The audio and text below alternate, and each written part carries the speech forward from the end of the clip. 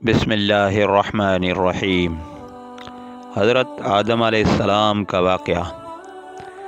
اور اے پیغمبر، اس وقت کا تصور کرو جب آپ کے رب نے فرشتوں سے کہا کہ میں زمین میں ایک خلیفہ بنانے والا ہوں، تو وہ کہنے لگے کیا تو اس میں ایسے شخص کو خلیفہ بنائے گا جو اس میں فساد مچائے گا اور ایک دوسرے کے خون بہائے گا۔ سورہ البقرہ۔ اور اے پیغمبر، اس کا تصور کرو جب آپ کے رب نے فرشتوں سے کہا کہ میں زمین میں ایک خلیفہ بنانے والا ہوں، تو وہ کہنے لگے کیا تو اس میں ایسی شخص کو خلیفہ بنائے گا جو اس میں فساد مچائے گا اور ایک دوسرے کے خون بہائے گا، جبکہ ہم تیری حمد و ثنا کے ساتھ تسبیح و تقدیس بھی کر رہے ہیں۔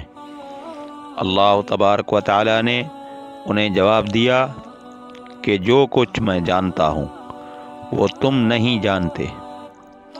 اس کے بعد اللہ تبارک و تعالی نے حضرت آدم علیہ السلام کو تمام اشیاء کے اسماء، نام یا صفات و خواص سکھا دیے۔ پھر ان اشیاء کو فرشتوں کے روبرو پیش کر کے ان سے کہا کہ اگر تم اپنی بات میں سچے ہو تو مجھے ان اشیاء کے نام بتا دو۔ فرشتے کہنے لگے نقص سے پاک تو تیری ہی ذات ہے، ہم تو اتنا ہی جانتے ہیں جتنا تو نے ہمیں سکھایا ہے، اور ہر چیز کو جاننے والا اور اس کی حکمت سمجھنے والا تو ہی ہے۔ اللہ تبارک و تعالی نے آدم علیہ السلام سے فرمایا اے آدم، ان فرشتوں کو ان اشیاء کے نام بتا دو۔ تو جب آدم علیہ السلام نے فرشتوں کو ان چیزوں کے نام بتا دیے تو اللہ تبارک و تعالی نے فرشتوں سے کہا کیا میں نے تمہیں یہ نہ کہا تھا کہ میں ہی آسمانوں اور زمین کے پوشیدہ باتیں جانتا ہوں اور ان باتوں کو بھی جانتا ہوں جو تم ظاہر کرتے ہو اور ان کو بھی جو تم چھپاتے ہو۔ اور وہ وقت بھی یاد کرو جب ہم نے فرشتوں سے کہا کہ آدم علیہ السلام کو سجدہ کرو، تو سوائے ابلیس کے سب فرشتوں نے اسے سجدہ کیا۔ ابلیس نے اس حکم الہی کو تسلیم نہ کیا اور گھمنڈ میں آ گیا اور کافروں میں شامل ہو گیا۔ پھر ہم نے حضرت آدم علیہ السلام سے کہا کہ تم اور تمہاری بیوی دونوں جنت میں آباد ہو جاؤ اور جہاں سے چاہو اس کے پھل جی بھر کے کھاؤ، البتہ اس درخت کے پاس نہ پٹکنا ورنہ تم دونوں ظالموں میں شمار ہوگے۔ آخرکار شیطان نے اسی درخت کی ترغیب دے کر آدم و حوا دونوں کو ورگلا دیا، اور جس حالت میں وہ تھے انہیں وہاں سے نکلوا کر ہی دم لیا۔ تب ہم نے کہا تم سب یہاں سے اتر جاؤ، کیونکہ تم ایک دوسرے کے دشمن ہو، اور اب تمہیں ایک معین وقت موت یا قیامت تک زمین میں رہنا اور گزر بسر کرنا ہے۔ پھر آدم علیہ السلام نے اپنے رب سے چند کلمات سیکھ کر توبہ کی، تو اللہ تبارک و تعالی نے ان کی توبہ قبول کر لی۔ بلا شبہ وہ بندوں کی توبہ قبول کرنے والا، نہایت رحم کرنے والا ہے۔ ہم نے کہا تم سب کے سب یہاں سے نکل جاؤ، پھر جو میری طرف سے تمہارے پاس ہدایت آئے، اور جس نے میری ہدایت کی پیروی کی، تو ایسے لوگوں کو نہ کچھ خوف ہوگا اور نہ وہ غمگین ہوں گے۔ حضرت آدم علیہ السلام دنیا کے پہلے انسان بھی ہیں اور پیغمبر بھی۔ جب اللہ تبارک و تعالی نے انسان کو دنیا میں بھیجنے کا ارادہ کیا تو اس سے قبل چند اہم اقدامات کیے۔ ایک اقدام تو یہ تھا کہ تمام انسانوں کے ارواح کو شعور دے کر انہیں دنیا کی زندگی کی آزمائش کے بارے میں بتایا کہ انہیں اچھے اور برے کی تمیز کی آزمائش میں ڈالا جا رہا ہے، اور جو کامیاب ہوگا اس کا بدلہ جنت اور ناکاموں کا بدلہ جہنم ہے۔ سورہ احزاب کی ایک آیت کے مطابق انسان نے اس اسکیم کو سمجھ کر اسے قبول کرنے کا ارادہ کر لیا۔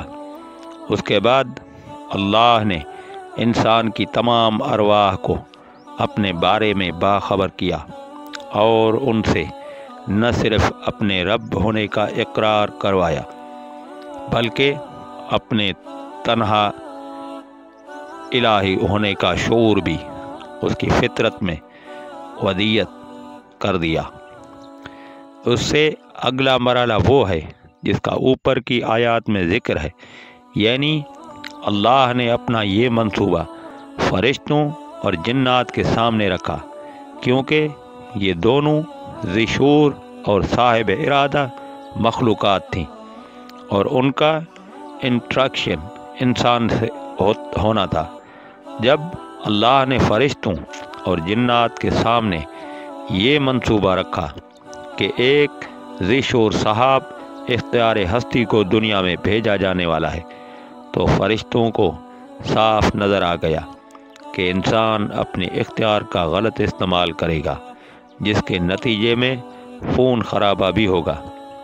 چنانچہ انہوں نے اپنا اشکال سامنے رکھ دیا، لیکن اللہ نے ان کا اشکال اس طرح دور کیا کہ حضرت آدم علیہ السلام کو ان ہستیوں کے نام یاد کرا دیے جنہوں نے آگے جا کر پیغمبر، ولی، صدیق، شہداء اور صالحین بنانا تھا۔ پھر حضرت آدم کو حکم دیا کہ تم فرشتوں کو ان پاکیزہ و مقرب ہستیوں کے نام بتا دو۔ چنانچہ جب حضرت آدم علیہ السلام نے یہ نام پیش کیے تو فرشتوں نے اپنے اشکال کو واپس لے لیا۔ اس کا مقصد یہ بتانا تھا کہ اختیار کے آپشن کو غلط استعمال کرنے والے بدبخت ہوں گے۔ تو دوسری جانب اسی دنیا میں خدا کے آگے جھک جانے والے اور اپنی زندگی خدا کی مرضی کے مطابق گزارنے والے نیک لوگ بھی تو ہوں گے۔ اس کے بعد اگلے مرحلے تمام جنات و فرشتوں کو انسان کے سامنے سجدہ کرنے کا حکم دیا۔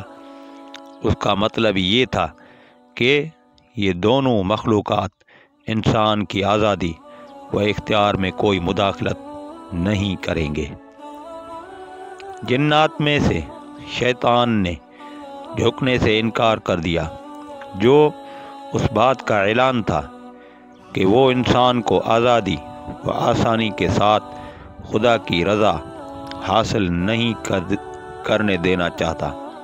چنانچہ اللہ تبارک و تعالی نے اسے راندہ درگاہ کر دیا۔ پھر اللہ نے حضرت آدم علیہ السلام اور حضرت حوا کو دنیا میں بھیجے جانے سے قبل دنیا کی زندگی میں پیش آنے والی آزمائش سے آگاہ کرنے کے لیے ایک جنت میں بھیجا۔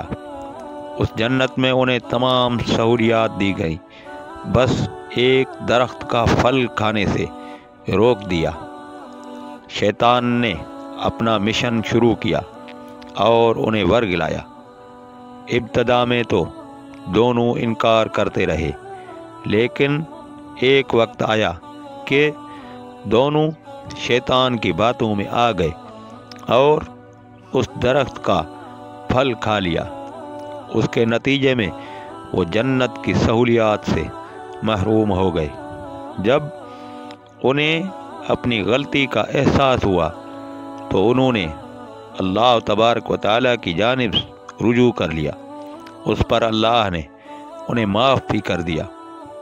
اب اس ابتدائی جنت کی تربیت مکمل ہو چکی تھی، اس لیے اللہ نے دونوں کو دنیا میں بھیج کر اس امتحان کی ابتدا کر دی جس میں ہم سب آزمائے شیطان ایک عالم و فاضل اور عبادت گزار ہستی ہونے کو باوجود بہک گیا اور محض حسد کے بنا پر سجدے سے انکار کر دیا۔ اس سے یہ ثابت ہوا کہ حسد اتنی بڑی بری بیماری ہے۔ شیطان اور حضرت آدم علیہ السلام دونوں سے غلطی ہوئی، لیکن دونوں کا رد عمل مختلف تھا۔ شیطان نے سجدے سے انکار کیا، اور جب اللہ نے اسے اس کی غلطی کی احساس دلایا تو اس نے غلطی تسلیم کرنے اور معافی مانگنے کے بجائے خود اللہ ہی کو قصوروار ٹھہرا دیا۔ دوسری جانب حضرت آدم و حوا کو جب اپنی غلطی کا احساس ہوا تو وہ اکڑنے کے بجائے عجز و انکساری کا پیکر بن گئے۔ چنانچہ اللہ نے شیطان کو مردود بنا دیا اور حضرت آدم و حوا کو مقبول۔ آج بھی انسان سے یہی رویہ مطلوب ہے کہ جب بھی غلطی ہو جائے تو وہ اکڑنے، گناہ پر اصرار کرنے اور اس کے لیے تاویلیں تلاش کرنے کے بجائے جھک جائے، سرنڈر کر دے اور خدا کی مغفرت کا طلبگار بن جائے۔ وآخر دعوانا الحمدللہ رب العالمین۔ ملتے ہیں اگلی ویڈیو